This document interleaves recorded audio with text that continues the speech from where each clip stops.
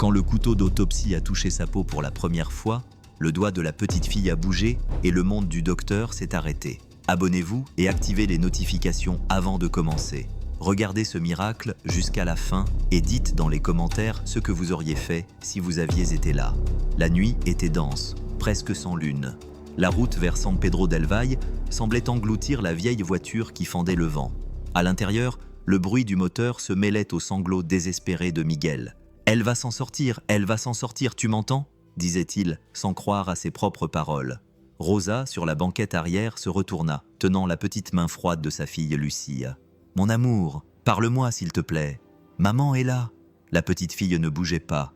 Son visage était pâle, ses lèvres violettes. Rosa tremblait, sentant son cœur bondir hors de sa poitrine. Les phares de la voiture clignotaient.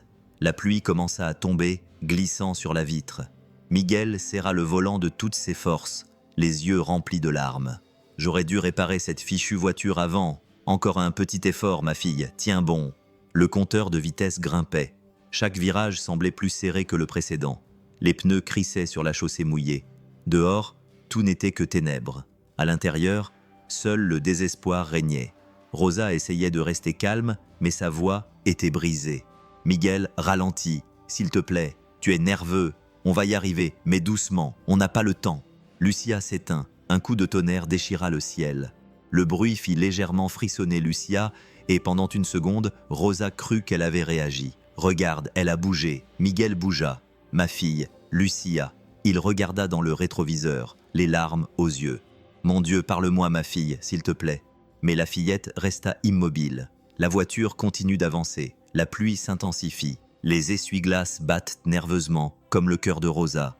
Elle prie doucement. « Je vous salue, Marie, pleine de grâce. Protégez ma petite fille. Ne la laissez pas partir. » Miguel se mord la lèvre, essayant de retenir ses larmes. « Je ne peux pas perdre Rosa, je ne peux pas. Pardonne-moi, ma fille. » Soudain, un phare apparaît dans la direction opposée. Miguel tourne le volant de toutes ses forces. La voiture dérapa. Le bruit des pneus qui crissaient sur l'asphalte fut le dernier avertissement avant l'accident. Un bruit sourd, puis le silence. La voiture s'immobilisa. De la fumée s'élevait du capot cabossé. La radio diffusait une musique lointaine, interrompue par des parasites. Rosa tenait toujours la main de sa fille. Son visage était appuyé contre le siège, du sang coulait sur son front. « Lucia, mon amour », murmura-t-elle faiblement. Miguel essaya de respirer, mais l'air ne venait pas. Il regarda en arrière une dernière fois. « Tiens bon, ma fille, s'il te plaît. » La pluie tombait plus fort. Aucun bruit à part le sien. Aucun mouvement à part le froid qui pénétrait dans la voiture, emportant le peu de chaleur qui restait. Les roues du brancard grinçaient dans le couloir vide. Le bruit était comme si tout le bâtiment respirait bruyamment. Une infirmière poussait, une autre ouvrait les portes avec son épaule. Le drap blanc recouvrait le petit corps, si petit qu'il semblait incongru là, dans le plastique attaché aux pieds.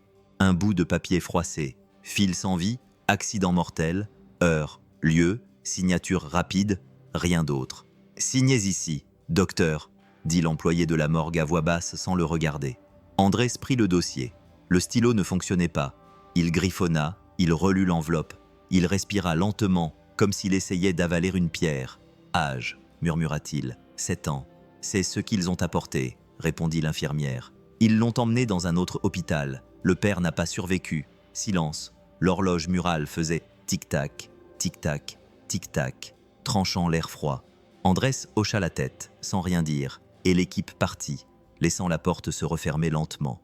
Le métal de la table brillait sous la lumière blanche. La forte odeur de désinfectant se mêlait à celle d'essence qui émanait encore du tissu des vêtements dans la poche de la robe, de la saleté de la route. Il resta immobile un instant, regardant le drap. Sa poitrine se serra. Il eut une envie idiote de s'excuser pour tout, d'être là, de ne pas être arrivé plus tôt, de ne pas trouver les mots. « Je suis désolé, ma petite », murmura-t-il, presque sans voix. « Je ferai ce qu'il faut, je te le promets. » Il retira le drap avec précaution, comme s'il réveillait quelqu'un de son sommeil. Le visage de la fillette semblait si immobile, avec une légère ecchymose sur le front, une égratignure sur le nez, les cils collés par des larmes séchées, la peau pâle, mais avec un peu de couleur sur les joues, comme si elle avait couru dans la cour de récréation peu de temps auparavant. Andrés vérifia à nouveau le drap, comme si de nouvelles lignes allaient y apparaître. Elles n'apparurent pas. Une fille sans vie. Cela lui fit mal, comme une accusation. Il ferma les yeux une seconde et vit un vieux flash, un souvenir qui revenait toujours. Il repoussa l'image, prit une profonde inspiration et marcha. Le robinet grinça. Il se lava les mains lentement, sentant l'eau froide frapper sa peau. Il frotta ses doigts, ses ongles, ses poignets. Le savon sentait l'hôpital et lui rappelait un matin sans soleil. L'eau coulait le long de ses bras et tombait sur le sol. Une goutte, deux, trois. Elle s'essuya avec du papier et enfila ses gants. Le bruit du latex ressemblait à un petit coup de feu dans le silence. « Allez », dit-il doucement, juste pour elle-même. Il alluma la lampe. Le cercle de lumière tomba directement sur le petit torse. Les marques du voyage étaient légères. Il n'y avait pas d'éclaboussure de sang, juste ses coups qui parlent doucement. André s'ajusta la tête de la fille, aligna ses épaules, toucha ses cheveux, retira une mèche de son visage du bout des doigts. Ce contact lui donna un frisson dans le cou. « Tu devrais être en train de dormir dans ton lit », murmura-t-il. « Pas ici ». Il retourna à l'évier et vérifia les instruments. Ciseaux, pincettes, acier brillant, un nouveau scalpel encore scellé dans son emballage. Il ouvrit soigneusement le plastique et le posa sur le plateau, bien aligné. Il s'arrêta longuement, regardant le métal refléter la lumière presque comme un œil. L'horloge continuait de tourner et le frigo à l'arrière-plan ronronnait doucement. Andrés remonta le masque sur son visage. L'élastique lui heurta l'oreille et lui fit un peu mal, mais il s'en fichait. Il mit de l'alcool sur les gants. L'odeur était forte et lui remplissait les poumons. Son cœur battait vite et il savait que ce n'était pas seulement à cause du boulot. C'était autre chose qu'il ne savait pas nommer. Il s'approcha de la table et s'arrêta du côté gauche du corps, comme il le faisait toujours. Il se souvenait des étapes dans sa tête par habitude, organisant chaque mouvement comme si l'ordre pouvait empêcher le chaos qui s'était déjà produit. « Une file sans vie », répéta-t-il, mais sa voix le trahit. « C'est ce que dit le papier, c'est ce que dit le papier. » Il tendit la main et toucha d'abord la peau de l'épaule. Elle était froide mais pas gelée, une froideur qui se souvenait encore de la chaleur. Son pouce resta là, immobile, comme s'il testait la réalité. Puis il toucha l'avant-bras. La peau était douce sous le gant. C'est alors qu'il le sentit. Ce n'était pas la chaleur normale de quelqu'un qui venait d'arriver. C'était une autre sorte de chaleur, une chaleur tenace cachée comme des braises sous les cendres. Andrés retira lentement son doigt, comme s'il avait été surpris. Silencieusement, il regarda la lampe, comme si la lumière pouvait l'expliquer. Elle n'expliquait rien. Il la toucha à nouveau, cette fois avec toute sa paume. Le froid du métal de la table se fit sentir, mais la peau avait un reste d'été. « Comme c'est étrange », murmura-t-il. « C'est étrange. » L'air devint lourd. Il tira une chaise avec son pied sans s'asseoir. Sa tête pencha d'elle-même. Il écouta attentivement un silence rempli de petits bruits. Le réfrigérateur, l'horloge, le bourdonnement de l'ampoule. Ses mains, toujours sur le bras de la jeune fille, sentaient une chaleur qui ne correspondait pas au drap. Quelque chose en lui tremblait, un frémissement léger mais profond. « Je suis nerveux, c'est tout », dit-il, essayant de se convaincre. C'était tôt le matin, et sa fatigue était passée. Il passa à nouveau ses doigts sur sa peau avec une tendresse qui n'avait pas sa place dans une pièce froide, une envie d'appeler la fille par un nom qu'il ne connaissait même pas, une envie de dire « reste », et en même temps, une peur bête de parler et d'entendre sa propre voix se briser. Andrés retira sa main et ressentit le vide qui reste quand on lâche quelque chose d'important. Il regarda à nouveau le plateau. Le scalpel était toujours là, propre et prêt. Il le prit fermement. Le métal froid s'adaptait à son gant comme s'il cherchait une vérité. C'était une autre longue aube, une de plus parmi tant d'autres, mais quelque chose en lui disait qu'elle n'était pas comme les autres. « Allons-y », murmura-t-il doucement, comme s'il demandait la permission. La pointe métallique s'approcha de la poitrine de la fille. Un filet de lumière se refléta sur le scalpel, coupant l'ombre qui couvrait son visage. Andrés garda la main ferme et le regard fixe. La première incision serait petite et précise, juste le début d'une procédure qu'il avait déjà effectuée des centaines de fois auparavant. Mais au moment où le scalpel toucha la peau, quelque chose d'impossible se produisit. Le corps bougea. Ce fut léger, un frémissement, un spasme presque invisible, mais suffisant pour glacer l'air de la pièce. Le scalpel glissa de ses doigts, effleura le bras de la jeune fille et tomba sur le sol avec un bruit trop fort. Andrés resta immobile, le cœur battant à tout rompre. « Non, ce n'est pas possible », murmura-t-il d'une voix tremblante. Il regarda le bras de la jeune fille. Le muscle vibrait encore, une légère contraction, comme si la vie refusait de le quitter. Son regard balaya tout son corps, ne sachant pas s'il voyait ou s'il rêvait. Son esprit criait que c'était impossible, mais tout son corps disait le contraire. « Mon Dieu !» souffla-t-il avec difficulté, tremblant. Qu'est-ce que c'est » Il s'approcha lentement, sans cligner des yeux. Il tendit la main et toucha à nouveau le petit bras. La peau était chaude, pas la chaleur d'un nouveau-né, mais une chaleur vivante qui remontait jusqu'à son propre poignet. Le cœur d'Andrés battait si fort qu'il en avait presque mal. Il sentit sa gorge se serrer. « Ce n'est pas possible, dit-il, les yeux remplis de larmes. Ça ne peut pas être vrai. » Sans réfléchir, il colla son oreille contre la poitrine de la petite fille. Le silence dans la pièce disparut. Seul cet instant existait, le son de son propre cœur se mêlant à un autre, faible mais réel, un battement doux, insistant, presque timide. Il ouvrit grand les yeux. Andrés murmura d'une voix brisée. « C'est ça, c'est un cœur. » Il resta immobile, le souffle coupé, les lèvres tremblantes. Il approcha son oreille, les yeux à nouveau remplis de larmes. Boum boum, comme un battement de cœur qui demandait de l'aide. « Mon Dieu !» murmura-t-il, la voix brisée. « Elle est vivante !» Il recula d'un pas, trébuchant sur sa propre ombre. Tout son corps tremblait. Pendant un instant, elle ne sut pas quoi faire, puis son instinct médical prit le dessus sur le choc. Il courut vers le panneau et appuya sur le bouton d'urgence. « J'ai besoin d'aide !» cria-t-il, sa voix résonnant dans les couloirs. Il ouvrit alors l'oxygène, brancha le respirateur, vérifia les pupilles, le pouls, tout. Chaque geste était un mélange de désespoir et de foi. « Allez, petite, respire, écoute-moi, » dit-il, haletant. « Reste avec moi, reste avec moi. » La porte s'ouvrit brusquement. 2 infirmières effrayées entrèrent. « Docteur, que se passe-t-il » demanda l'une d'elles en s'approchant de la table. Andrés désigna la petite fille d'une main tremblante. « Elle est en vie, son cœur bat. » Les infirmières se regardèrent, incrédules. L'une d'elles posa ses doigts sur le cou de la petite fille, vérifia son pouls et pâlit. « Je suis désolée, » balbutia-t-elle. « Il est faible, mais il est là. » Andrés poussa le brancard avec force. « Vite, emmenez-la aux soins intensifs » cria-t-il, tandis que le bruit des roues résonnait dans le couloir. Les lumières clignotaient pendant qu'il courait. Le petit corps bougeait sous le drap. Les moniteurs furent connectés à la hâte. Une infirmière alluma l'oxygène, une autre ouvrit la perfusion. Le bruit des pas précipités se mêlait aux cris des ordres. « Apportez le défibrillateur. Appelez la pédiatrie. Attention au tube. » Andrés courait à côté du brancard, sa blouse ouverte, frappant ses jambes. Son cœur semblait battre hors de sa poitrine. Les souvenirs de sa fille disparue lui traversaient l'esprit comme des flashs de douleur et d'espoir. Ils arrivèrent à l'unité de soins intensifs. Le bruit des machines remplissait l'air. L'odeur de l'alcool, du plastique, de la vie et de la mort se mélangeaient. Ils mirent la petite fille sur le lit et branchèrent les câbles. Les moniteurs. L'écran affichait une ligne tremblante mais vivante. « Allez, ma petite, tu peux le faire » murmura Andrés en lui serrant fort la main. « N'abandonne pas. Pas maintenant. » Un long bip, puis un autre. Le moniteur commença à marquer un rythme. Sa poitrine se soulevait lentement. Andrés prit une profonde inspiration, des larmes coulant sans qu'il s'en rende compte. « C'est ça, ma fille, continue. » Les infirmières se regardèrent, incrédules. L'une d'elles fit le signe de croix. « C'est un miracle, dit le médecin, la voix brisée. Andrés ne répondit pas, il garda juste sa main sur la sienne, sentant la chaleur revenir, les yeux remplis de larmes, la poitrine lourde, une prière silencieuse sur les lèvres. Pendant ce temps, dans un autre hôpital, une femme se réveillait d'un profond évanouissement. Son corps était endolori, sa tête lui faisait mal. Elle regarda autour d'elle, confuse. « Lucia » murmura-t-elle d'une voix rauque, « où est ma fille ?» La pièce était sombre, seule une faible lumière éclairait le lit. L'air sentait l'alcool et le plastique neuf. Le bip des machines résonnait comme un murmure lointain.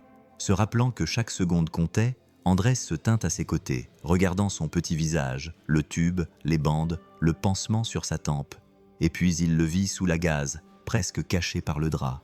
Un mince collier qui brillait. Il le déplaça délicatement avec 2 doigts, comme s'il enlevait la poussière du visage d'un bébé.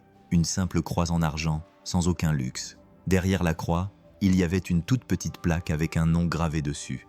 Il approcha ses yeux. « Lucia ». Le mot se forma dans sa bouche sans un son. Il le répéta intérieurement comme s'il priait. « Lucia, Lucia ». L'argent était chaud. C'était comme avoir un petit soleil au milieu de tant de froid. « C'est ton nom », murmura-t-il d'une voix rauque. « Lucia ». Sa main tremblait, non par peur ou par prudence. Il passa le bout de son doigt sur la lettre L très lentement, comme s'il pouvait toucher la personne qui avait mis ce collier-là. Il imagina les gestes d'une mère baissant la tête de sa fille, fermant la chaîne avec son ongle, l'embrassant sur le front et lui disant « Voilà, Maintenant tu es protégée. Une scène simple, mais c'était ce que son cœur voyait. « Je vais prendre soin de toi, petite », dit-il doucement, avec un sourire fatigué qui n'atteignait pas ses yeux. « Je ne les laisserai pas t'effacer. » Il regarda autour de lui. Il n'y avait personne, juste lui et le bip constant. Avec précaution, il détacha le collier. Il avait peur de briser le silence, mais il ne le fit pas. La croix se détacha lentement du cou de Lucia, sans égratigner sa peau. Il la tint un instant dans sa paume, se demandant s'il devait la garder ou non. Le doute s'accompagna d'une douleur dans sa poitrine, cette vieille douleur qui revenait parfois sans crier gare. Il prit une profonde inspiration et suivit son instinct, glissant le collier dans la poche intérieure de sa blouse, celle qui se trouvait au-dessus de son cœur. « Tout va bien ici. Reste avec moi un moment, » murmura-t-il. « Je te promets que je te le rendrai. » Il remonta le drap jusqu'au menton de la jeune fille et glissa une mèche de cheveux derrière son oreille. Puis il passa sa main dans l'air au-dessus de son front sans la toucher, comme pour lui donner sa bénédiction. Il voulait en dire plus, mais ne trouvait pas les mots, alors il resta silencieux à côté d'elle, écoutant juste la musique des machines. Une infirmière entra, vérifia les chiffres et leva les yeux. « Tout est stable pour l'instant, docteur. » Andrés hocha la tête. « Merci, Javier. » Inscrit son nom sur le tableau. « Lucia est importante, mais le dossier est arrivé sans... »« Je sais, écris-le quand même. » Il l'interrompit calmement. « Je l'ai vu sur son collier. » L'infirmière écrivit avec un stylo bleu. « Lucia », d'une écriture soignée et authentique. Andrés sentit que cela faisait une différence, comme si redonner un nom à ce lit lui rendait aussi un peu de dignité. « Prévenez-moi immédiatement s'il y a des changements, » dit-il. « Tout de suite, » répondit Javier. Andrés quitta la salle des urgences et se dirigea vers le bureau administratif. La lumière à l'intérieur était plus vive, voire crue. Sur la table se trouvaient des piles de papier, des dossiers attachés par des élastiques, des tampons. L'horloge tic-taquait avec impatience. Il s'assit, ouvrit l'enveloppe en papier craft qui accompagnait le corps et en sortit tout le contenu. Le rapport d'examen, le guide du médecin légiste et le formulaire de l'ambulance. Il nota 0317 sur un bout de papier, l'heure à laquelle il se souvenait avoir laissé tomber le scalpel. Il voulait comprendre la chronologie des événements, comme quelqu'un qui reconstitue un vase cassé. Il commença par le rapport de police, écrivant rapidement, à la hâte, laissant des espaces vides. Le champ de l'adresse du patient était vide, ainsi que ceux des contacts familiaux, de la signature de la personne responsable. Un petit gribouillage sans nom complet, sans numéro de matricule de l'agent, sans numéro d'immatriculation de la voiture. Il fronça les sourcils. « Où est-ce le reste ?» dit-il à voix basse. Il tourna les pages. La troisième ne suivait pas la première. La deuxième manquait. La quatrième semblait être une copie de la première, comme si quelqu'un l'avait dupliquée et agrafée de manière approximative. La date sur le tampon était floue. On ne savait pas si c'était le 02 ou le 03 du mois. Heure 001. Le trait d'union cachait les minutes. Il prit le guide de l'ambulance trouvé sans signe de vie sur les lieux de l'accident. Temps de réponse trouvée et inscrite en haut. Arrivé à l'hôpital 0140. Départ vers le médecin légiste. 0155. 15 minutes. 15. Andrés sentit son estomac se retourner. 15 minutes, répéta-t-il en se tortillant sur sa chaise. Qui envoie le corps d'une fille au médecin légiste en 15 minutes? Il a ouvert un autre dossier. Pas d'adresse de la famille, pas de coordonnées de la mère, juste « mère emmenée à l'hôpital ». Pas de nom d'hôpital, père, une ligne et un tampon de travers qui disait « médecin légiste ». L'entrée ressemblait plus à un bureau qu'à un établissement de soins. Ils ont frappé à la porte. C'était le réceptionniste de nuit qui portait un sweatshirt sous sa blouse. « Docteur, avez-vous besoin de quelque chose ?» Andrés répondit sans élever la voix. « De tranquillité. » « Et qui a reçu ces papiers quand le corps est arrivé ?»« C'était l'équipe précédente. J'ai juste signé le registre horaire. »« Et où sont les pages manquantes ?» Le réceptionniste haussa les épaules, un peu gêné. « Elles ne sont pas arrivées, docteur. Ça arrive parfois. »« Ça ne devrait pas arriver, » dit-il d'un ton sec, mais sans colère. Il prit une profonde inspiration, contrôlant son ton. « Avez-vous vu l'ambulance qui l'a amenée ?»« Oui, docteur. Elle est arrivée rapidement, sans sirène. Le chauffeur était nerveux. Il voulait en finir rapidement. Il a dit que c'était mortel. Bien sûr, mortel, répéta-t-il, savourant ses mots. Et qui a signé ça? Lui-même. Mais l'écriture, le réceptionniste a écarté les mains comme pour dire « Je ne sais pas. Vous voulez que j'essaie d'appeler ?» Andrés a regardé la pile de papier et sa poche où la croix semblait, a pensé Lucia. Elle n'a pas répondu tout de suite. Elle a repris le rapport, l'a relu et a écrit sur un bout de papier.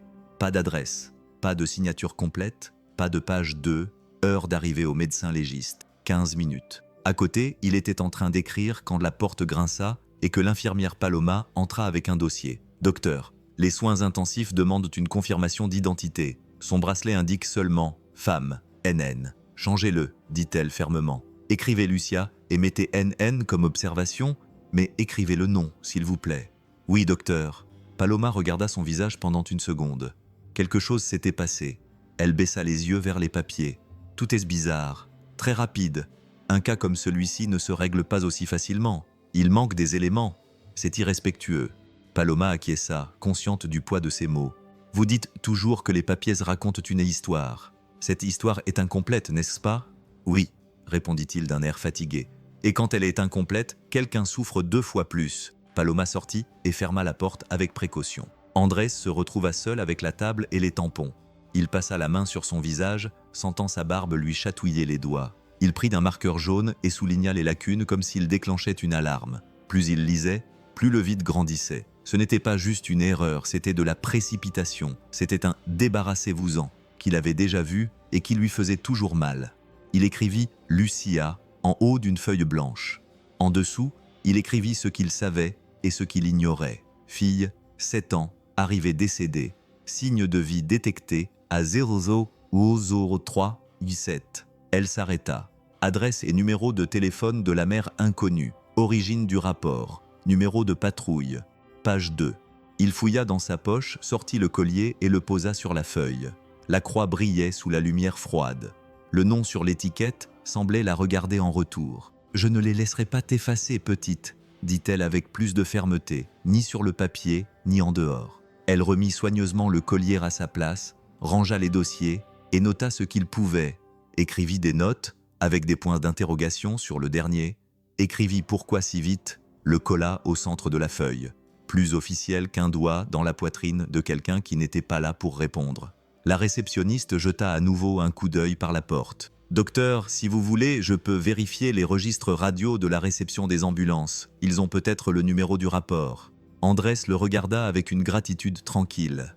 Vérifiez et notez tout, chaque détail, clairement. Oui, encore. Silence encore. L'horloge encore. Le tic-tac encore. Et sous tout ça, au fond de l'hôpital, un bip constant, timide, obstiné, lui rappelant qu'il y avait de la vie. Il ferma les yeux un instant et posa son front sur le bout de ses doigts. Andrés dit, comme une promesse, « Je suis là, je veille et je ne les laisserai pas t'oublier. » Dans un autre hôpital pas loin de là, la chambre était trop blanche. L'odeur d'éther mélangée au bruit des machines donnait l'impression que le temps s'était arrêté. Rosa ouvrit lentement les yeux, sa vision était floue. Elle vit d'abord le plafond, puis la lumière vive, et enfin le bandage épais sur son bras. Elle essaya de bouger, mais une douleur aiguë lui traversa le corps et remonta jusqu'à sa poitrine. L'air s'échappa dans un gémissement. « Calmez-vous, madame, calmez-vous », dit une voix masculine douce. Une infirmière s'approcha, ajustant la perfusion. « Vous avez eu un accident, vous êtes en sécurité maintenant. » Rosa tourna la tête, essayant de comprendre où elle était. Elle avait la gorge sèche, la tête lourde et le cœur qui battait vite. Elle porta sa main à sa poitrine comme si elle cherchait quelque chose, et soudain, ses yeux s'écarquillèrent. « Ma fille » murmura-t-elle. « Où est ma fille ?» L'infirmière hésita, regardant le papier au pied du lit, puis le couloir, comme si elle attendait que quelqu'un vienne répondre à sa place. Rosa remarqua le silence et insista, sa voix montant dans un fil de désespoir. « Ma fille, Luc. Elle était avec moi dans la voiture. Elle était sur la banquette arrière. Sa respiration est devenue courte. Dites-moi qu'elle va bien, s'il vous plaît. » L'infirmière prit une profonde inspiration, cherchant ses mots. « Madame, vous feriez mieux de vous reposer pour l'instant. Le médecin viendra vous parler plus tard. »« Non !» cria-t-il d'une voix rauque. « Je veux voir ma fille maintenant. » Elle essaya de se lever, mais son corps ne répondait pas. La douleur revint, lui transperçant l'abdomen. L'infirmière la retint par les épaules. « Ne vous fatiguez pas, s'il vous plaît. Tu dois rester calme. » Ses yeux se remplirent de larmes et elle le regarda droit dans les yeux. « Écoute-moi, s'il te plaît. »« Je l'ai senti, » dit-elle en montrant sa poitrine. « J'ai senti son cœur ici, avant de m'évanouir. Elle respire. Elle est en vie. » L'homme détourna le regard, mal à l'aise. Il avait l'habitude de ça. Des mères qui se réveillaient et ne voulaient pas accepter la réalité. Il avait déjà vu ça auparavant. Trop de douleur, trop peu de vérité. Mais la façon dont Rosa parlait, sa fermeté, le tremblement de ses mains, La lueur désespérée dans ses yeux donnait l'impression qu'elle savait. « Madame Rosa !» tenta-t-il de dire à voix basse. « L'accident était grave. L'ambulance l'a amenée inconsciente avec des blessures graves. L'équipe a fait tout ce qu'elle pouvait, mais... » Elle l'interrompit d'un regard ferme. « Dites-le, parlez !» Il déglutit péniblement. « La jeune fille a été transférée dans un autre service. » Rosa lui saisit fermement le bras. « Alors, emmenez-moi la voir, s'il vous plaît. » L'infirmier tressaillit et tenta de retirer sa main. « Je ne peux pas, madame, je n'ai pas l'autorisation. Vous devez attendre le médecin. » La permission, sa voix se brisa. « Je suis sa mère, c'est ma fille, elle a besoin de moi. » Les larmes commencèrent à couler les unes après les autres, trempant l'oreiller. « Tu comprends ce que ça veut dire. Je l'ai entendu pleurer avant que tout ne devienne noir. » L'homme resta immobile, sans réponse, sentant seulement une boule dans sa gorge. Ses mots faisaient mal différemment. Ça ne ressemblait pas à un déni, c'était comme une foi qui ne savait pas comment mourir. Rosa a couvert son visage de ses mains, tremblante. Elle est restée silencieuse un moment, respirant bruyamment. Le bip du moniteur restait constant, comme s'il marquait le rythme de son désespoir. Quand elle a pu parler à nouveau, sa voix était faible, brisée, mais pleine de certitude. Je sais qu'elle est en vie. Une mère peut le sentir. Elle regarda l'infirmier droit dans les yeux, et je le sentis. Il essaya de cacher le frisson qui lui parcourut l'échine. Il baissa les yeux et ajusta la perfusion, juste pour s'occuper. « S'il vous plaît, » répéta-t-elle plus calmement, presque dans un murmure, « emmenez-moi la voir. Je veux juste voir son petit visage pendant 1 minute, c'est tout. » L'homme resta silencieux. Il savait qu'il ne pouvait pas. Il savait aussi que le médecin dirait probablement que c'était impossible, mais quelque chose dans sa voix lui serra le cœur. « Je vais appeler le médecin, » murmura-t-il avec un regard compatissant. « Ne vous levez pas, il revient tout de suite. » Il sortit en refermant doucement la porte derrière lui. Le bruit de la poignée résonna dans la pièce. Rosa se retrouva seule. Les murs semblaient se refermer sur elle. L'air sentait le désinfectant et la tristesse. Elle tourna la tête et vit un plateau avec un verre d'eau à moitié plein. Elle essaya de le prendre, mais sa main tremblait trop. Elle le reposa, regarda le plafond et se mit à prier à voix basse. « Mon Dieu, ne me l'enlevez pas, s'il vous plaît. Si elle souffre, donnez-moi sa douleur, mais ne me l'enlevez pas, ne me l'enlève pas. » Des larmes coulaient lentement, ruisselant à travers ses cheveux collés à sa peau. Pendant un instant, tout était silencieux. Seul le bruit du moniteur continuait, et au milieu de ce silence, Rosa sentit une chaleur dans sa poitrine, légère, petite mais réelle, une sensation qu'elle ne pouvait expliquer. « Je sais que tu es en vie », murmura-t-elle à nouveau, les yeux fermés. « Je t'ai senti, mon amour, je t'ai senti. » Et elle resta allongée là, pleurant doucement, tandis que le vent provenant de la fenêtre agitait légèrement le drap, comme si quelqu'un, quelque part, respirait avec elle. Il était encore tôt le matin lorsque Rosa rouvrit les yeux. La pièce était plongée dans l'obscurité. La fenêtre entr'ouverte laissait entrer le bruit lointain d'une pluie légère qui frappait les feuilles à l'extérieur. La douleur dans ses côtes était toujours forte, mais son cœur battait avec une urgence qu'elle ne pouvait plus supporter. L'horloge indiquait presque 3 heures du matin. Elle la regarda, puis elle regarda la porte et se décida. Elle retira l'aiguille de son bras d'un coup sec. Du sang coula en un mince filet, mais elle ne le sentit pas. La peur fut remplacée par autre chose, une urgence désespérée et vive. Elle prit le chemisier qui était sur la chaise et l'enfilait lentement, avec difficulté. Elle se leva en titubant. Le couloir de l'hôpital était vide. Les lumières tamisées clignotaient. Le sol était froid sous ses pieds nus. Une infirmière dormait appuyée contre le mur, et elle passa sans faire de bruit. Chaque pas lui faisait mal, mais elle ne s'arrêta pas. « J'arrive, ma fille », murmura-t-elle d'une voix tremblante. « Maman arrive, tiens bon !» Dehors, la ville semblait endormie. Le vent glacial la frappa violemment lorsqu'elle sortit par la porte latérale, recroquevillée sur elle-même. Elle prit un taxi garé près de l'entrée des urgences. Le chauffeur, un vieil homme coiffé d'une casquette, la regarda avec méfiance dans le rétroviseur. « Ça va, madame ? Vous avez l'air blessée. Emmenez-moi au bureau central du coroner, » dit-elle, haletante. « S'il vous plaît. » Il la regarda un instant, mais l'urgence dans sa voix était plus forte que tout doute. Il démarra la voiture en silence. La rue mouillée reflétait les lumières jaunes des lampadaires roses. Elle s'agrippa au siège, le regard fixé sur la fenêtre, les lèvres bougeant silencieusement. Elle pria, elle demanda, elle promit. « Elle est en vie, » murmura-t-elle. « Je sais, je l'ai senti. » Le chauffeur la regarda dans le rétroviseur, sans comprendre. « Avez-vous perdu quelqu'un ?» Elle prit une profonde inspiration. les yeux remplis de larmes. Pas encore. La voiture s'arrêta devant un vieux bâtiment aux murs élevés et aux fenêtres grillagées. Le panneau indiquait « Institut médico-légal ». Rosa sortit avant que la voiture ne soit complètement arrêtée. Elle courut, trébuchant sur ses propres pieds. L'entrée était froide, trop éclairée. Un gardien à moitié endormi se leva de sa chaise. « Madame, vous ne pouvez pas entrer à cette heure-ci. Je dois voir ma fille », pleura-t-elle, incapable de retenir ses larmes. Ils l'ont amenée après l'accident à San Pedro. Elle s'appelle Lucia Herrera, s'il vous plaît.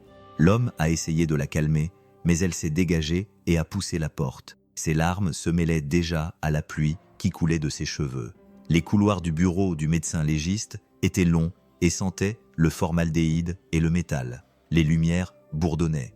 Chaque porte fermée semblait crier le nom de sa fille. Elle a marché, regardant dans les chambres, appelant « Lucia, Lucia, c'est moi, ma fille ». Pas de réponse. Elle tourna à droite, le cœur battant à tout rompre, le corps faible. Elle arriva dans la pièce principale. Elle était vide. La civière était froide, le drap blanc, tout était trop propre. Pas de corps, pas de bruit. Rosa resta immobile, ne comprenant pas, le souffle court. Elle regarda autour d'elle, perdue, sentant le sol disparaître sous ses pieds. « Non, ce n'est pas possible », murmura-t-elle d'une voix brisée. « Elle était là, ils m'ont dit qu'elle était là ». Elle fit 2 pas en avant, titubant, et toucha la civière du bout des doigts. Le métal froid lui donna un frisson. « Lucia, ma fille, où es-tu, mon amour ?» Sa voix se perdit dans le vide. Tout ce qu'elle pouvait entendre, c'était le goutte-à-goutte d'un robinet au loin. C'est alors qu'au bout du couloir, elle vit une ombre bouger. Un homme en blouse blanche, lui tournant le dos, tenait quelque chose de petit dans ses mains, regardant attentivement le reflet. La lumière a clignoté, et elle a reconnu le reflet argenté. C'était la croix, le collier de sa fille. Le corps de Rosa a réagi avant son esprit. Elle a couru, trébuchant, les larmes coulant déjà. « Monsieur !» cria-t-il, rompant le silence. « Cette croix appartient à ma petite fille. » Andrés se retourna, surpris, le visage fatigué, sa blouse tachée de sueur. Pendant une seconde, il ne comprit pas. « Vous ?» demanda-t-il, confus. « Vous êtes sa mère ?» Rosa essaya de répondre, mais elle ne pouvait plus respirer.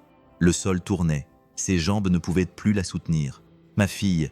fut tout ce qu'elle parvint à dire avant que le monde ne s'assombrisse. Andrés courut, laissa tomber le collier et la rattrapa avant qu'elle ne tombe au sol. Son corps était léger, fragile, comme s'il était fait de douleur et de vent. Il la serra dans ses bras en disant « Madame, écoutez-moi, madame !» Mais elle ne répondit pas. La pièce était silencieuse, baignée de cette lumière jaune qui atténue la douleur. Le son du moniteur marquait le temps, un bip toutes les secondes, lui rappelant que son cœur battait encore lentement, mais qu'il battait. Rosa ouvrit les yeux avec difficulté. Son visage lui faisait mal, son corps était lourd, et les souvenirs de ce qui s'était passé lui revenaient par bribes.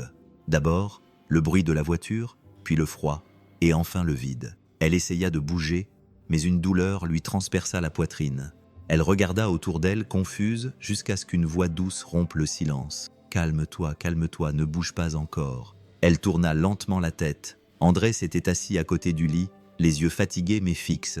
Il lui tenait la main avec précaution, comme s'il avait peur que le moindre mouvement la brise. « Où suis-je » demanda-t-elle d'une voix rauque. « À l'hôpital » répondit-il. « Ils t'ont trouvé à la morgue, tu t'es évanoui. » Elle cligna des yeux, essayant de comprendre ce qu'elle entendait.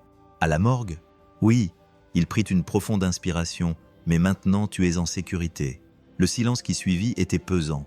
Rosa ferma les yeux et pensa un instant que tout cela n'était encore qu'un rêve, jusqu'à ce qu'elle se souvienne. Elle se souvint du collier, de la croix, de son visage, de son regard lorsqu'elle avait crié. Tu as murmuré, les larmes aux yeux.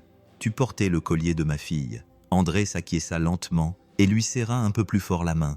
Oui, je l'ai vu. Il fit une pause et prit une profonde inspiration. Ta fille est en vie, mais elle se bat encore pour survivre. Rosa retint son souffle. Ses yeux se remplirent de larmes. Tout son corps tremblait. Qu'est-ce que tu dis ? En vie ? demanda-t-elle, presque sans voix. En vie, répéta-t-il calmement. Elle est en soins intensifs. Elle est fragile, mais elle se bat. Elle porta ses mains à son visage, sanglotant, et les larmes se mirent à couler sans qu'elle puisse les retenir. Mon Dieu, merci.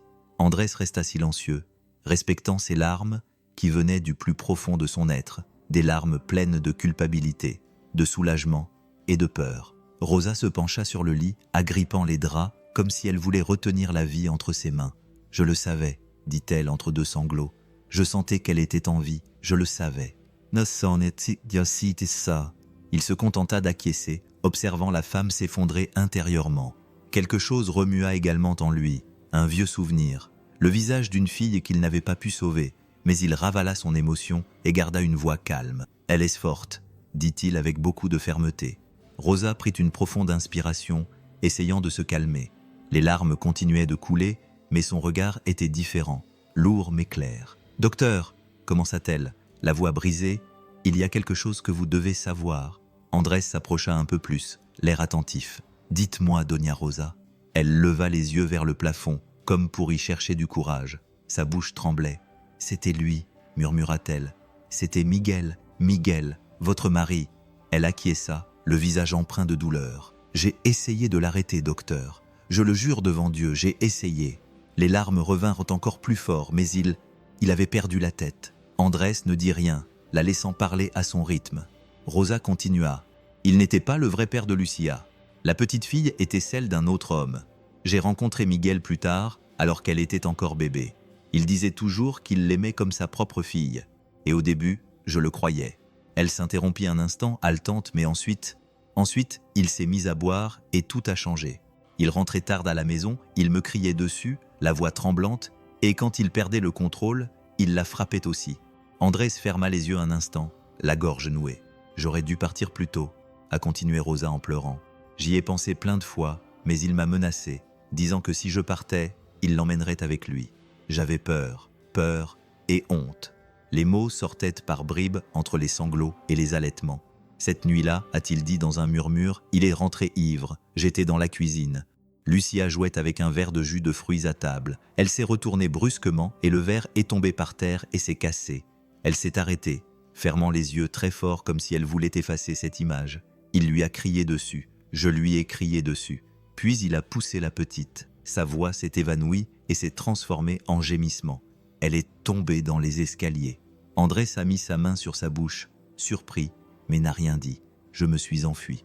Rosa a continué, presque à bout de souffle. Elle était allongée, immobile, et il restait là à la regarder, ne sachant pas quoi faire. Puis il s'est mis à pleurer, à désespérer. Il disait « C'était un accident, et je ne pouvais que crier son nom. » Les larmes coulaient sans s'arrêter. Il m'a poussé à attraper la fille dans ses bras, disant qu'il l'emmènerait à l'hôpital. Il est monté dans la voiture, puis la pièce est devenue silencieuse. Seul le bruit des machines se faisait entendre. Rosa prit une profonde inspiration, essaya de rester calme, puis murmura. « Quand je me suis réveillée, ils m'ont dit que la voiture avait eu un accident sur l'autoroute. Il s'est essuyé le visage avec des mains tremblantes. J'ai cru qu'ils étaient tous les deux morts. Les derniers mots sont sortis presque dans un murmure. Andrés a baissé la tête, les yeux remplis de larmes. Tout prenait sens maintenant. Chaque morceau restait là, tenant sa main en silence, incapable de la lâcher. Rosa la regardait, épuisée, le visage gonflé d'avoir tant pleuré. « Je veux juste qu'elle revienne, docteur, » dit-il doucement. « Je ne veux rien d'autre. Si Dieu la laisse vivre, j'endurerai n'importe quelle punition. » Andrés prit une profonde inspiration, les yeux remplis de larmes. « Elle se bat, et toi aussi. » Rosa regarda le plafond, les lèvres tremblantes. « Qu'il ait pitié de nous. » Le bip du moniteur continuait à marquer le temps. Chaque son était comme un battement de cœur de foi au milieu du désespoir. Andrés resta là sans rien dire d'autre, tenant simplement cette main fragile tandis que le soleil commençait à se lever dehors, essayant timidement de pénétrer par la fenêtre. La pièce devint silencieuse après que Rosa eut fini de parler. Ses mots flottaient encore dans l'air, lourds de douleur. Andrés resta assis à côté d'elle, les mains jointes et les yeux baissés. Le son du moniteur cardiaque était la seule chose vivante à ce moment-là, un bip constant et insistant. Il regardait le sol, essayant de contrôler ce qu'il ressentait à l'intérieur. Quelque chose lui serrait la poitrine, un vieux souvenir qu'il avait toujours essayé d'enfouir. Les larmes lui brûlaient les yeux, mais il restait ferme, respirant profondément. Rosa s'essuya le visage avec des mains tremblantes. Elle était épuisée, son corps était vide, comme si tout lui avait été enlevé. Mais elle ressentait aussi une profonde honte, le genre de douleur qu'on ne peut pas crier parce qu'elle s'accompagne de culpabilité. J'aurais dû faire quelque chose plus tôt, murmura-t-elle, n'ayant pas le courage de le regarder. J'aurais dû partir. J'aurais dû la protéger. Andrés leva lentement les yeux et regarda cette femme brisée qui essayait de recoller les morceaux. Il voulait dire quelque chose, mais sa voix ne sortait pas. Il prit donc une profonde inspiration, se pencha légèrement en avant et parla doucement. « Tu as essayé. » Rosa le regarda avec surprise. « Quoi ? Tu as essayé ?» répéta-t-il calmement. « Je l'ai vu dans tes yeux. Tu t'es battu de toutes tes forces. » Elle secoua la tête en pleurant. « J'ai échoué, docteur. J'aurais dû la sauver. J'aurais dû en faire plus. » Andrés lui serra doucement la main, la voix brisée. « Rosa, ne dis pas ça. Ce n'était pas ta faute. La violence ne vient pas de ceux qui aiment. » Elle le regarda, les yeux remplis de larmes. « Mais je suis resté. J'ai tout enduré en silence. J'ai vu la peur dans les yeux de ma fille. Et ma voix s'est brisée et je n'ai pas pu parler. J'avais peur qu'il nous fasse du mal. » Andrés resta silencieux un instant, respirant simplement avec elle, laissant le poids de ce qui venait d'être dit s'installer dans l'air.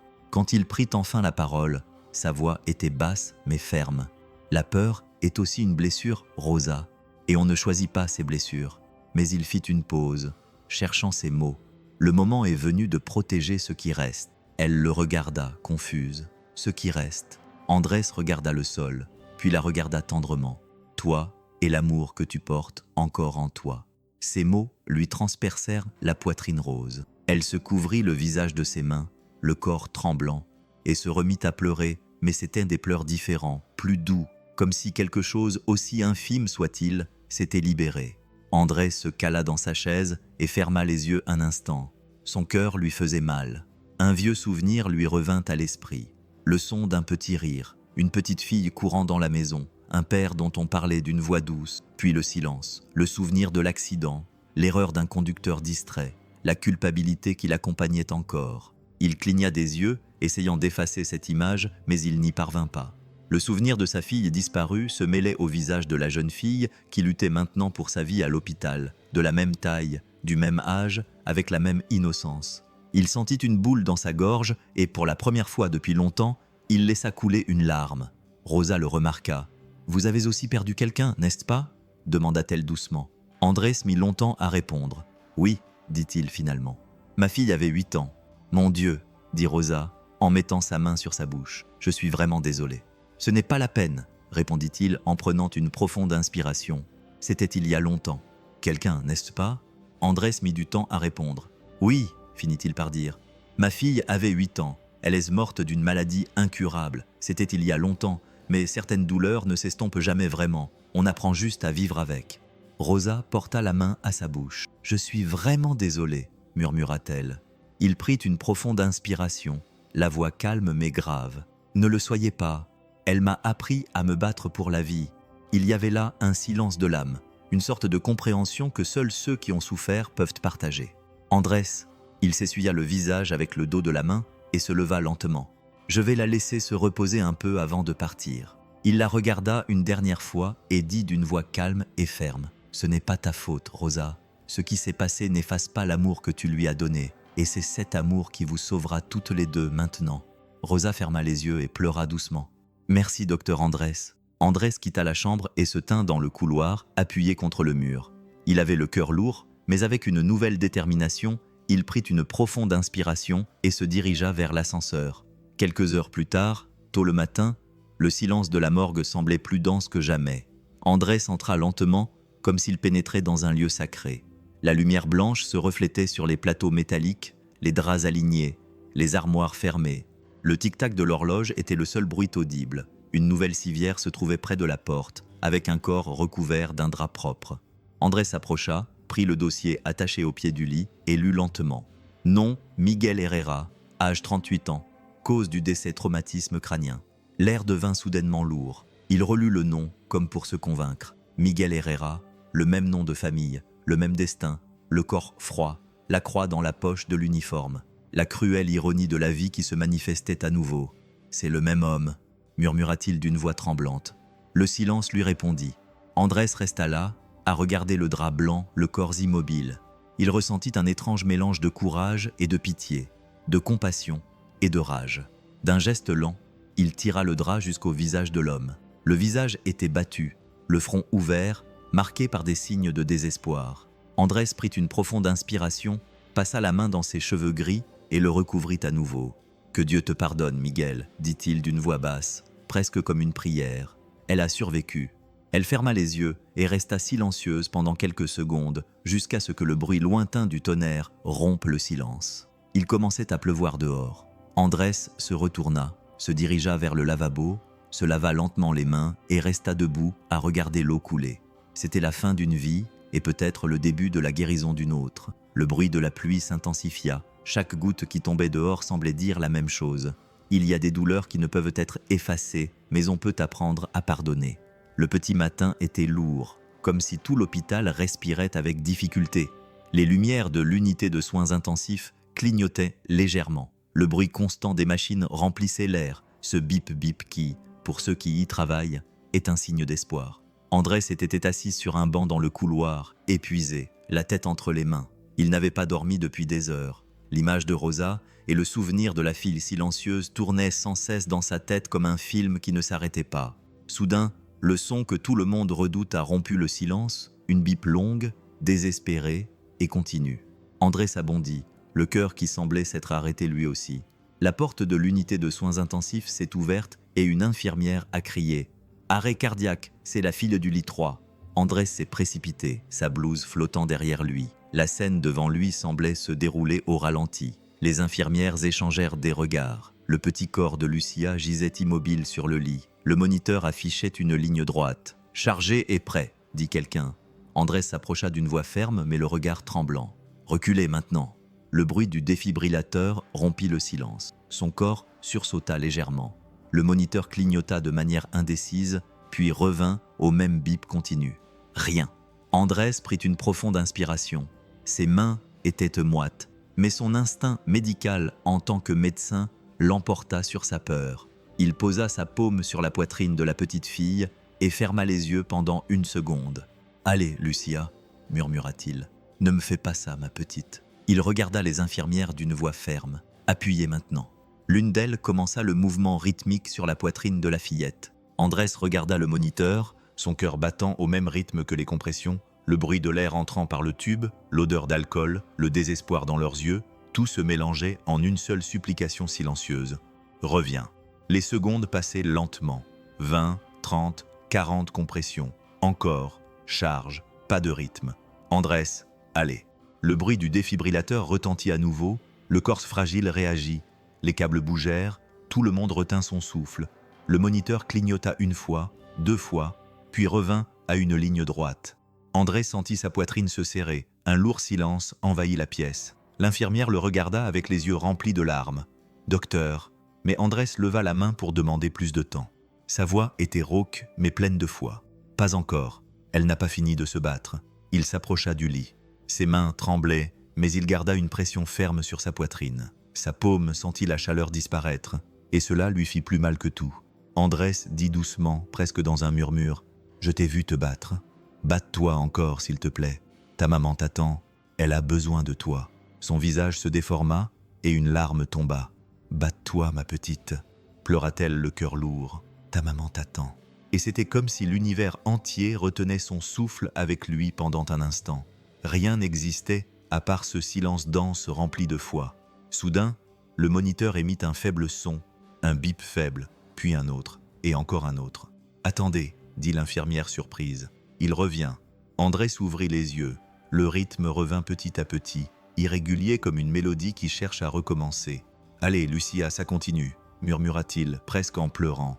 Sa poitrine se souleva légèrement avec une respiration courte mais réelle. Le moniteur affichait maintenant une ligne en direct, encore faible mais vivante. Andrés expira l'air qu'il semblait retenir depuis des siècles. Il passa sa main sur son visage, transpirant et pleurant en même temps. « Elle est revenue », dit-il, incrédule. Les infirmières commencèrent à régler les machines, l'une d'elles murmurant « Dieu merci ». L'air recommença à circuler dans la pièce, et le poids commença à disparaître. À ce moment-là, la porte s'ouvrit et Rosa apparut dans l'embrasure, titubant, le visage pâle, le regard perdu. Elle était essoufflée, comme si elle avait couru à travers tout l'hôpital. « Ma fille !» cria-t-il. « Où est ma fille ?» Andrés se retourna rapidement. « Rosa, calme-toi, elle est là !» dit-il en montrant le lit. Elle est en vie. Rosa courut vers la fillette et s'arrêta à côté d'elle, le corps tremblant. Elle se couvrit la bouche de ses mains et pleura bruyamment, le cœur brisé. « Lucia, mon amour, dit-elle entre deux sanglots. Oh maman, elle est là, mon ange. » Elle prit la petite main de sa fille et la posa contre son visage. Elle était chaude, réelle. Rosa s'agenouilla, posa son front sur le bord du lit et pleura comme pour remercier le ciel d'avoir accompli un miracle. Andrés resta silencieux, observant la scène. C'était simple, mais il y avait quelque chose de sacré. Une mère embrassant l'amour que la vie avait failli lui enlever. Rosa leva les yeux, toujours en pleurs, et murmura à l'oreille de sa fille. « Tu es plus forte que la douleur, mon amour, beaucoup plus forte. » Le moniteur continuait à émettre son rythme, un bip calme et magnifique, comme s'il accompagnait les pleurs de la mère. Le bruit des machines et celui des larmes se mêlaient comme une douce chanson, la mélodie de la vie qui revenait après une fois récompensée. Andrés détourna le regard un instant, essayant de retenir ses propres larmes. Il leva les yeux et murmura quelque chose doucement, presque une prière que lui seul comprenait. Et là, dans cette aube froide, entre le bruit des machines et l'odeur d'alcool, l'impossible s'était produit. Lucia respirait, et les cœurs de tous ceux qui se trouvaient dans cette pièce battaient à l'unisson avec le sien. Le matin s'installa lentement par la fenêtre, comme s'il ne voulait effrayer personne. Le rideau blanc bougea légèrement. La pièce sentait le savon et les vieilles fleurs que quelqu'un avait laissées dans un verre. Les machines émettaient un léger bip, comme un cœur qui avait appris à se reposer. Le drap recouvrait le petit corps. L'air était empreint d'un beau silence, de ceux qui donnent envie de parler doucement. Rosa était assise à côté du lit, les mains posées sur celles de sa fille. Ses doigts fatigués caressaient le dos de sa petite main dans un mouvement lent et tranquille. Parfois, elle fermait les yeux et se contentait de respirer. D'autres fois, elle posait son front sur le bord du lit et disait « Je suis là », presque sans bruit. Son visage portait encore des marques, mais ses yeux étaient différents, pleins d'une lumière humide. Andrés entra silencieusement et s'arrêta un instant à la porte, comme s'il demandait la permission à l'amour. Il regarda les moniteurs, vérifia les chiffres, ajusta un bouton, puis un autre. Il s'approcha. Sa blouse sentait l'alcool et le café froid. Il sourit un peu, un sourire bref mais sincère. C'est alors que les cils de Lucie abattirent, d'abord une fois, presque imperceptiblement, puis à nouveau. Sa paupière s'ouvrit lentement, comme si le monde était trop lourd pour être regardé d'un seul coup. Ses grands yeux restèrent perdus au plafond pendant un moment, réapprenant à voir. La lumière pénétrait par le côté et brillait comme de l'eau rose. Elle retint son souffle, ses doigts serrant la main de la fillette. Lucia laissa échapper un léger soupir. La fillette tourna lentement la tête, comme si elle se réveillait d'un long rêve. Elle chercha sa voix, la trouva, vit le visage de sa mère et essaya de sourire. Mais le sourire était petit, brisé, magnifique. Un coin de sa bouche qui disait « Je suis de retour ». Andrés fit un pas prudent en avant, sans se précipiter, et s'accroupit un peu pour être à sa hauteur. « Bonjour, Lucia », dit-il doucement. « Tu te souviens de moi ?» Elle cligna lentement des yeux, fatiguée. Elle regarda son visage, ses cheveux ébouriffés, ses yeux bienveillants. Elle hocha légèrement la tête, presque comme le vent. Sa voix était très faible, rauque mais complète. « Tu es le docteur ». Il sourit, fermant les yeux une seconde, soulagé. « Oui, c'est moi, Andrés. » Lucia déglutit, sentant une sensation bizarre dans sa gorge. Elle regarda sa mère, puis le regarda à nouveau, comme si elle cherchait une confirmation. Le méchant monsieur est parti maintenant. Le silence s'installa dans la pièce. Rosa retira sa main pour essuyer une larme, mais la remit immédiatement en place, comme si elle avait peur de lâcher prise. Andrés prit une profonde inspiration. Il ne se pressait pas pour répondre. Il savait que parfois, la vérité a besoin d'une pause pour être acceptée. « Oui, il est parti », dit-il doucement mais fermement. « Maintenant, il n'y a plus que de l'amour ici. » La jeune fille ferma les yeux un instant, comme si elle écoutait une chanson qu'elle attendait depuis longtemps. Son corps se détendit un peu, sa poitrine se soulevait et s'abaissait lentement. Elle se tourna vers à supprimer « Maman ». Rosa ne put retenir ses larmes. Les larmes coulaient chaudement, emportant tout sur leur passage. Elle posa son visage sur la main de sa fille, mouillant ses petits doigts. « Je suis là, mon amour, je suis là », répéta-t-elle entre deux sanglots étouffés. « Je ne te laisserai plus jamais partir. » Andrés posa sa main ouverte sur le drap qui recouvrait le cœur de la jeune fille, juste pour sentir son rythme. Il était encore faible, mais il était toujours là. Il hocha la tête avec obstination, comme s'il parlait à quelque chose d'invisible, et recula un peu, laissant de l'espace aux deux femmes. Lucia regarda à nouveau sa mère comme si elle voulait mémoriser son visage. Son regard erra dans la pièce, la fenêtre laissant entrer une lumière calme, le rideau qui dansait, les fleurs dans le vase, la blouse du médecin, un dessin de soleil de travers collé au mur par quelqu'un de trop jaune, de trop joyeux. La petite fille prit une profonde inspiration. « Ça fait un peu mal », murmura-t-elle. « Je sais, mon amour », répondit Rosa en lui caressant les cheveux. « Mais ça va passer, je suis là, je reste. » André s'ajusta l'oreiller et releva légèrement la tête de lit avec des mouvements lents pour ne pas l'effrayer. Elle prit un morceau de gaz et humidifia ses lèvres avec précaution, comme si elle s'occupait de quelque chose de très précieux. « Doucement, dit-elle. Si tu es fatigué, ferme les yeux. On t'attendra. » Lucia acquiesça. Elle ne quittait pas le visage de sa mère des yeux. Elle voulait lever la main, mais elle n'en avait pas la force. Rosa comprit sans qu'elle ait besoin de dire quoi que ce soit. Elle prit sa petite main et la posa sur sa poitrine, juste là où battait son cœur. « Écoute, dit-elle en pleurant et en riant à la fois, c'est ta place. » La petite fille laissa lentement tomber sa tête sur le côté, écoutant les battements du cœur de à supprimer. Son visage se détendit. Le bip du moniteur continuait calmement, comme s'il jouait avec elle. Dehors, un petit oiseau osait chanter timidement. Le rideau bougea et la lumière traça un chemin chaleureux sur le sol. « Docteur !» appela Lucia sans lever les yeux. À supprimer, « Je suis là !» répondit Andrés en s'approchant d'elle. « Merci. » Elle mit une seconde à répondre, comme si elle avait besoin de cacher une larme. « C'est moi qui devrais te remercier, petite Rose. » Elle le regarda, et dans ce regard se trouvait tout ce qui ne pouvait être dit. La peur, la gratitude, l'épuisement, la foi. Il répondit par un geste presque invisible, comme pour dire « Ne t'inquiète pas ». Lucia essaya de sourire à nouveau. Ce n'était pas un grand sourire, ce n'était pas nécessaire. C'était un petit soleil qui se levait après une très longue nuit, un sourire fatigué et tordu. Rosa posa son front sur le sien et ferma les yeux. « Repose-toi, mon amour, maman est là. » Il ne restait dans la pièce que le doux bruit des machines et la respiration légère de la petite fille. La lumière caressait délicatement les murs et, pendant quelques instants, le monde extérieur n'existait plus. Seulement cela existait. Une petite fille les yeux ouverts, une mère qui respirait enfin sans culpabilité et un médecin debout en silence, écoutant le miracle se produire. Le temps passait lentement, comme quelqu'un qui réapprend à marcher. Le vent chaud de l'intérieur apportait l'odeur du pain cuit et de la terre humide après la pluie. La maison simple avait des rideaux colorés et un petit jardin plein de fleurs que Rosa avait plantées de ses propres mains. Lucia courait en riant, ses cheveux flottant au soleil. Elle boitait encore un peu, mais chaque pas était un véritable miracle. Lentement, Lucia cria « Rosa !» depuis la terrasse, en riant. « Fais attention, ne tombe pas. Je sais marcher, maman !» répondit-elle avec ce ton espiègle que seules les filles qui sont revenues du bord de l'impossible ont. Parfois, Rosa arrêtait ce qu'elle faisait juste pour regarder, observer et respirer, car il y avait des jours où elle se réveillait encore en pleine nuit en sueur, croyant que tout cela n'avait été qu'un rêve. Mais rien qu'en entendant le rire de sa fille dans l'autre pièce, elle y croyait à nouveau. Le soleil commençait à se cacher derrière les montagnes lorsqu'elles prirent une photo ensemble. Rosa serrant sa fille dans ses bras, toutes deux souriantes, leurs visages illuminés par la lumière orange. Lucia insista pour écrire quelque chose au dos de la photo de sa jolie écriture de petite fille. « Merci de m'avoir donné une seconde vie. » Rosa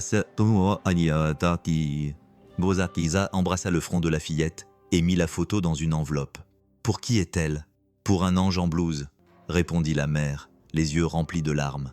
Quelques jours plus tard, loin de là, le facteur livra une enveloppe froissée à l'hôpital. Andrés la reçut au milieu d'une garde tranquille. Il l'ouvrit avec précaution. À l'intérieur se trouvait la photo de Rosa et Lucia souriant au coucher du soleil, pleine de vie. Derrière, il y avait la phrase écrite de la main d'une enfant. Il la lut lentement, la voix tremblante. Il passa son pouce sur le papier comme s'il pouvait toucher ce sourire. Il ferma les yeux. Le silence de la pièce semblait l'envelopper. Il fouilla dans la poche intérieure de sa blouse et en sortit le collier en argent avec la petite croix gravée du nom Lucia. Il le regarda fixement pendant un moment. Le métal froid se réchauffa entre ses doigts.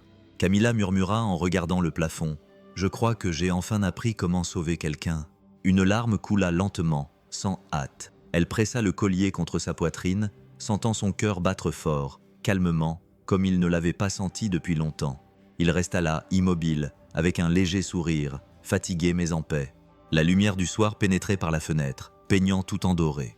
Le son lointain d'une fille qui riait dehors semblait répondre au silence. Le vent fit bouger les papiers sur la table. Le collier brilla un peu plus fort, et il comprit sans avoir besoin de le dire à voix haute. Parfois, le miracle n'est pas de survivre, mais de pouvoir pardonner à la vie, aux autres et à soi-même. Si cette histoire t'a touché, dis-moi dans les commentaires ce que tu ferais si tu étais à la place du docteur Andrés, ou si tu étais Rosa, pourrais-tu pardonner le passé? J'adorerais lire ta réponse.